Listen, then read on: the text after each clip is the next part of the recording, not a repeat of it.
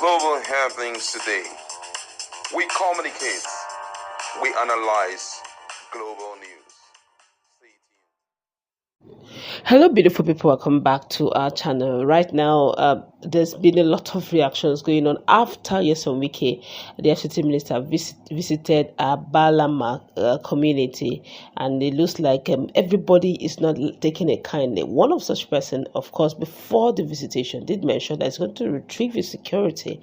Have decided to speak up. A lot is happening hours after Wike's visit. Don't forget that Wike didn't just stop at that community. He went ahead, went for community tour in that area, just to tell you that he's very comfortable when he visited. Before going to the newspaper, kindly subscribe to our channel. According to the news, the Abalama reception, he said the sinister ploy to incriminate us, says Amayanabo of Turusarami Pire. According to him, he condemns the assault on unarmed women protesters by security agency. The Amayanabo of Sarama Pire da Amakiri Tubo Alaji Mujahid Dokubo Asari Dabaye Amakiri 1 has revealed that the organizers of the Abalama reception for the Minister of the Federal Capital Territory FCT Wike had a hidden agenda to provoke a crisis and frame him as the mastermind in a bid to tarnish his reputation.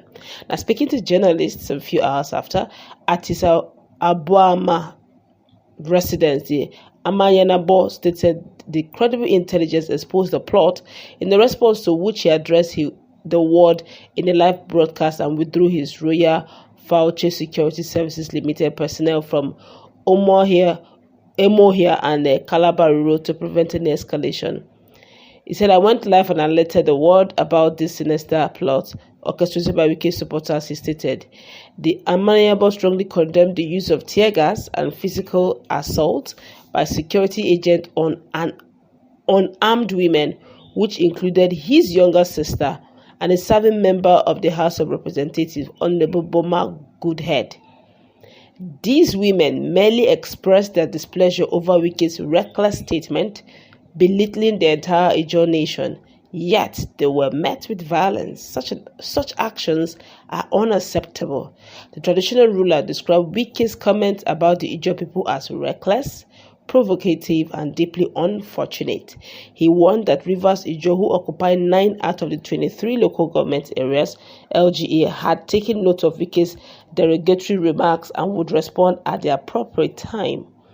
Anyone who undermines or underestimates the fury of the Ijaw people is a fool. Whether Wike was under the influence of hard drugs or alcohol, it is said that out of the abundance of the heart, the mouth speaketh. I do not wish to dwell on these matters, but let me be clear. If Wike continues down this path, what he is looking for, I pray it does not happen, because if it does, let him gather all his forces. Ijaw people are equal to the task. We will vanquish all of them put together. The Amanayabo also rebuked Ijaw politicians aligning with Wike, referring to them as Amaderi Apu, that's saboteurs, noting that a time of reckoning is coming for those who betray their own people for personal gain. He traced Wike's political rise to the benevolence of Ijaw fighters or Ijaw figures such as Marshal Henry and Patience Jonathan, urging that Wike had betrayed everyone who helped him attain power. Marshal Henry made him a local government chairman. Goodluck and Patience Jonathan made him governor. He once worshipped at their feet, but today, look at his actions. Politicians make the mistake of empowering those they think they can control. Now he turns around to insult the Ijaw people. How? Dabaye Amakiri cautioned President Bola Tinubu to be wary of Wike's treacherous nature, labeling him as a serial betrayal of his benefactors. Wike once bowed and shook Tinubu's hand with both hands.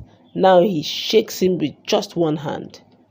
A betrayer remains a betrayer. The way he will betray Tinubu will be far worse than what he did to Jonathan. Goodluck Ebele. Tinubu must watch his back. Many daggers are aimed at him. Let him not end up like Julius Caesar saying, "Etu brote." Commenting on the ongoing Rivers State political crisis, The Amayanabo condemned the Supreme Court justices for what it termed judicial overreach, stressing that Rivers people would not accept a judgment that contradicts the Constitution.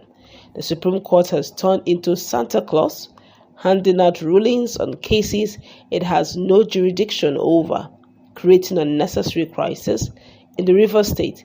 He questioned the hasty implementation of the controversial Supreme Court judgment that removed the local government chairman from office, criticizing Governor Siminalayi Fubara for swiftly removing the local government chairman, accusing him of acting too hastily.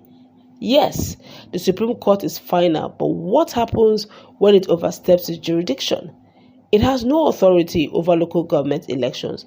That power ends at the High Court. He also criticized the court for importing legal arguments that were not before it, particularly the defection of 27 House of Assembly members. The Supreme Court ruled on a matter it was never asked to decide on. The defection case is still ongoing at the Court of First Instance, yet the Supreme Court imposed its judgment.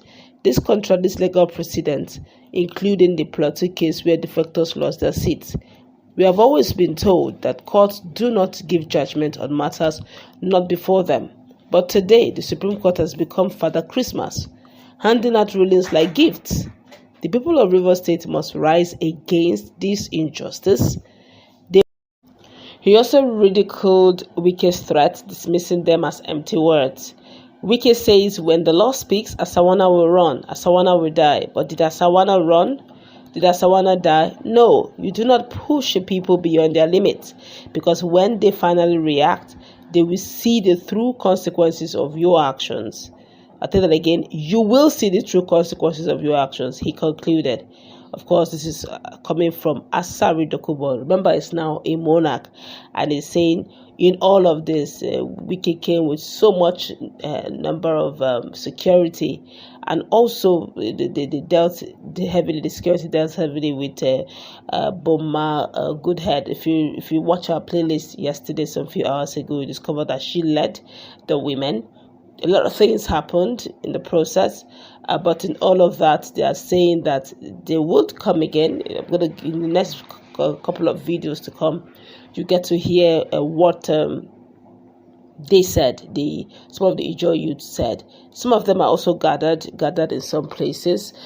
Delta State, Warri to be precise, they had their meeting insisting that with placards, protests, hitting the streets on protest, they submitted a petition to the police in Warri, insisting that the president, Abalama Community, must sack Wike for what he said, denigrating them. And also in some other parts, also Delta State, in Bayelsa, and some other parts, where Ijo people are, some of them came all out in their numbers, also insisting that Wike should be sacked, that he has said quite a lot. And now Asari Dokubo is saying that at the beginning of this whole race to becoming a minister to the president, that Wike then used to use double hands to greet the Mr. President Abalama Community. That was exactly what happened during his time too, when he was trying to be nice and cozy with the former president of Nigeria, Goodluck Jonathan. He would always literally worship the feet they walk on. That's both patience and good luck. But now he so insults them, he doesn't regard them, that Tinubu, the president, should watch his back. Now that Wike is no longer using two hands to greet him, he's now greeting him with only one hand. That should watch that very soon. The next big betrayal will be coming from his angle. But let's see how it plays out. Everything is possible, and everything is fair in politics in Nigeria. That's where we wrap it up. Let's meet in the comment section. What's your take? Do have a nice time. God bless you.